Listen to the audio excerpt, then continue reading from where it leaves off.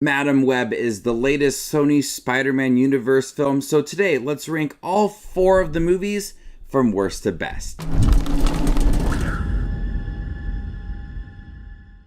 Hey everybody, my name is Justin here. I try to watch everything that hits theaters and on streaming services. If you guys are like me, go ahead and hit the subscribe button down below and click that notification for more up and coming content. Leave your ranking down below. How would you rank all 4 of the Sony Spider Man Universe films from worst to best? This includes Venom, Let There Be Carnage, Morbius, and the newest one, Madam Web. Coming in last place is Madam Web. This is the latest one and easily the least exciting one. The one that was so boring that I had the hardest time to get through. There's no excitement to this movie. There's no personality to the characters of these 3 young women that are being hunted by this knockoff Spider-Man character. You have Dakota Johnson giving a really just bland performance. The pacing is all over the place. The effects, the different angles, zooming in, it's upside down, it's just all in your face. There's no flair to this movie. Madam Web was a movie that could be so much better if it had this life to it, if it had any sort of thrill to it. But by the end of it all, it had a villain that didn't do much, a villain that had a poor backstory, and then on top of that, I didn't really feel that he was a threat within this movie, and they teased so much in the trailer that seemed so cool, and they didn't deliver on that within this movie. So Madam Web easily is the one I would not want to watch again of the 4 films. I hope that they don't do a sequel, because they have discussed it a little bit, but for right now, Madam Web is one of the worst comic book movies I have seen in recent memory because of how boring it is. Coming in third place is Morbius. Morbius isn't really all that better than Madam Web. Morbius is another dumpster fire of a Sony Spider-Man movie. This tried to capitalize on some interesting, more lesser known characters.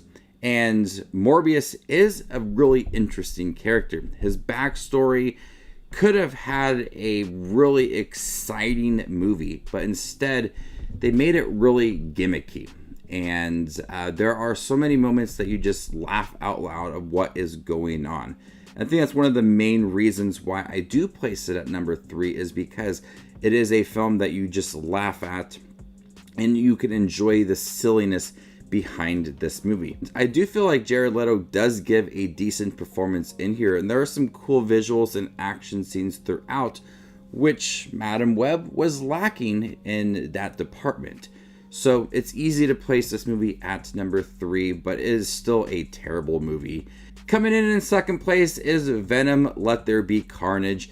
This movie could have been number 1 if it got to the Carnage a lot earlier within the movie. It's like almost at the 40-minute mark that they really start to ramp up the thrills of the movie with Woody Harrelson and Naomi Harris within this movie. They could have brought that a lot earlier and would have way more action, because Venom against Carnage was a lot of fun. The whole end of them battling against each other is pretty entertaining, but everything leading up to that is poorly developed and not executed to a way that you're getting these thrills a lot quicker. You're trekking through a lot of boring moments with Eddie Brock and Carnage, and just kind of leading up to all these action scenes. You have to go through a lot in the beginning of the movie, and that's where a lot of this film does drag. A lot of it also is pretty boring, and I didn't really care much about the whole storyline with Eddie Brock wanting to interview Carnage and get to like the bottom of what is going on with this person. And so it didn't deliver so much on the Carnage per se, but I did like the characters and Woody Harrelson's over-the-top performance. I thought that was easily the best part of this movie.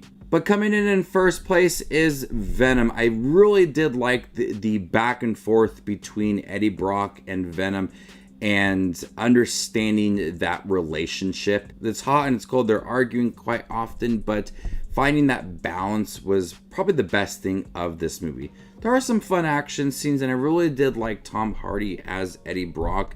His determination to interview people and get to the bottom of these stories that he's covering. His relationship with Michelle Williams also is quite interesting as well. What made this film work is just that back and forth between him and Venom and exploring that relationship. It's funny at times it's hard to understand what he actually is saying, but I like the visuals and I like how Venom looks in here. It's so cool. It's menacing at times, very intimidating, but they make the best of it. It could have been better. It's not the best film I have ever seen, but it does deliver on the fun. You got some cool action scenes, you got some likable characters, some funny moments throughout.